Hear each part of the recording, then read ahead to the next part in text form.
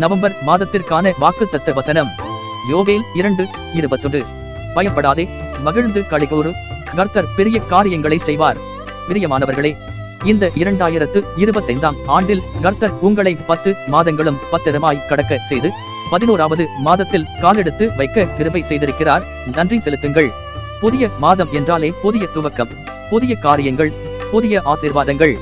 இப்படிப்பட்டதான புதிய துவக்கத்தில் நீங்கள் நுழையும் போது கடந்த காலத்தில் நடந்ததும் இப்போது நடந்து கொண்டிருக்கும் காரியத்தை நினைத்து கலங்காமலும் இனி நடக்கப் போகும் காரியங்களை குறித்து பயப்படாமலும் துக்கத்தையும் புலம்பலையும் விட்டுவிட்டு கர்த்தர் மேல் நம்பிக்கை வைத்து கர்த்தர் உங்கள் வாழ்வில் செய்ய இருக்கும் காரியங்களை குறித்து மகிழ்ந்து சந்தோஷமாயிருங்கள்.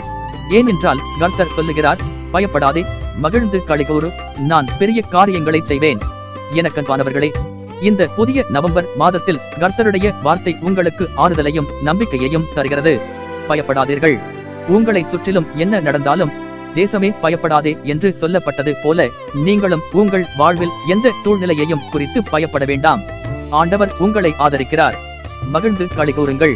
கடந்த கால கஷ்டங்களை மறந்து விசுவாசத்தோடு சந்தோஷப்படுங்கள்.